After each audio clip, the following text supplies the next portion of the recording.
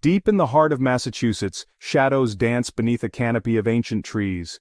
A chill wind whispers through the leaves, carrying with it the scent of pine needles and damp earth. But there's something else in the air, something unsettling. It's a presence you can feel more than see, ancient, watchful, and hungry for mischief. This is the domain of the Puckwudgie, a creature of Native American lore, and to those who dare enter its territory, be warned, the forest holds its secrets close. The Wampanoag people, original inhabitants of the land we now call Massachusetts, told stories of the Puckwudgie long before European settlers arrived. Their tales painted these beings not as monsters, but as guardians of the forest. The Puckwudgies were spirits intrinsically linked to nature, their existence woven into the very fabric of the woods. They ensured the balance of the ecosystem, protectors of the animals and the sacred grounds they inhabited. A pact existed between the Wampanoag and the Puckwudgies, a mutual respect that kept the peace.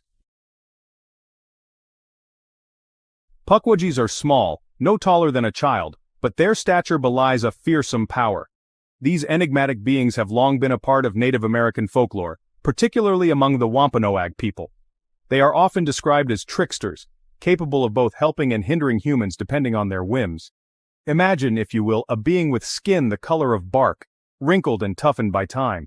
This natural camouflage allows them to blend seamlessly into their forest surroundings, making them nearly invisible to the untrained eye. Their skin is not just a protective layer, but a testament to their ancient lineage and the countless years they have roamed the woods.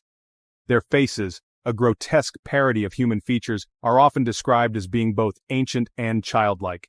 This duality gives them an unsettling appearance, as if they are caught between two worlds, one of innocence and one of ageless wisdom. Their eyes, deep-set and knowing, seem to hold secrets of the forest that have been passed down through generations. Imagine eyes that gleam with unnerving intelligence, and a mouth stretched wide in a mischievous grin, revealing rows of sharp teeth. These eyes are not just for seeing, but for understanding, for plotting, and for executing their mischievous plans. Their grin, though seemingly playful, can quickly turn menacing, reminding anyone who encounters them that they are not to be trifled with. Their hands, tipped with claws, are said to be strong enough to uproot trees and crush stone. These claws are not just tools for destruction, but also for creation, as Puckwudgies are known to craft intricate traps and shelters within the forest. Their strength is a reminder of the raw, untamed power that lies within these small but formidable beings.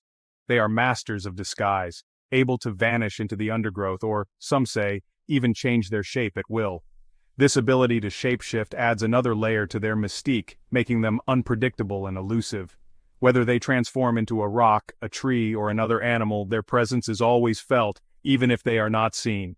Their voices, high-pitched and piercing, can mimic the calls of birds and animals, luring unsuspecting prey deeper into the woods. This vocal mimicry is not just a hunting tactic, but also a form of communication among themselves. It is said that they can even mimic human voices, adding another layer of danger for those who wander too far into their territory. The Puckwudgies are truly the face of mischief and might, embodying the wild, untamed spirit of the forest. But something happened, something that poisoned the relationship between the Wampanoag and the Puckwudgies. Some say it was the arrival of the Europeans, their disregard for nature angering the spirits. Others claim a betrayal of trust, a broken promise that shattered the ancient pact. Whatever the cause, the Puckwudgies, once neutral guardians, transformed into vengeful tricksters. Their laughter, once a sign of playful mischief, now echoed with a chilling malice. They began to see humans not as allies but as intruders, a threat to the sanctity of their domain. Lost in the Puckwudgies' domain. The forests of Massachusetts are filled with tales of lost hikers and hunters, their disappearances attributed to the Puckwudgies' wrath.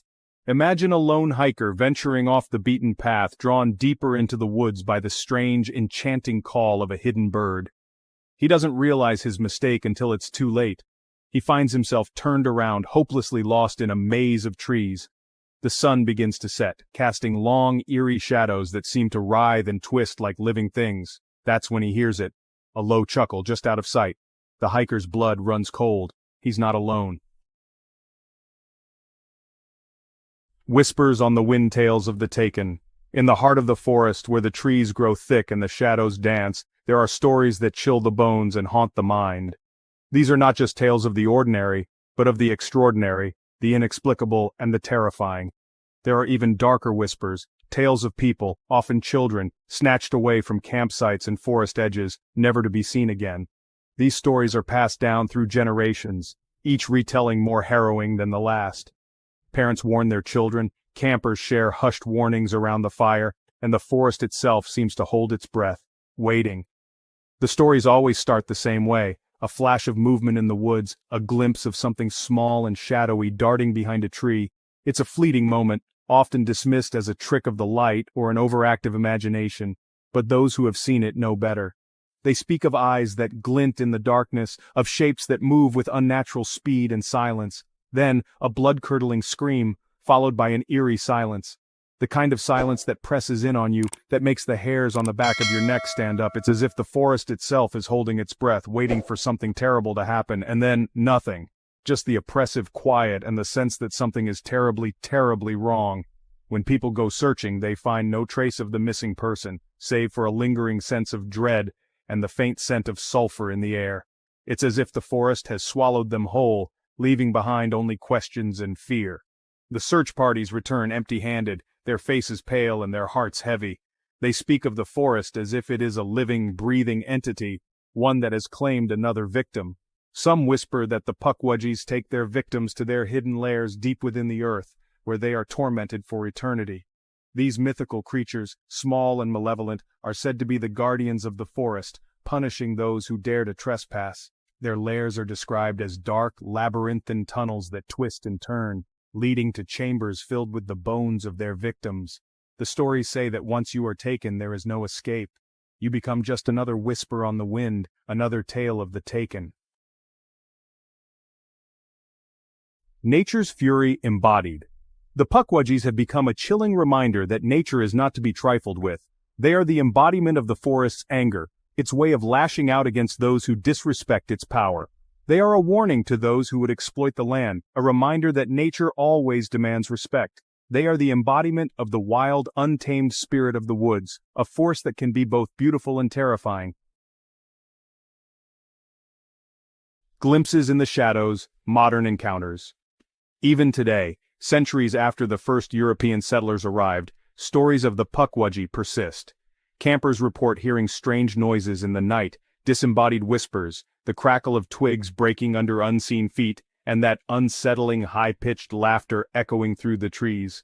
There are even those who claim to have seen the creatures themselves, darting through the undergrowth or peering at them from the depths of the forest.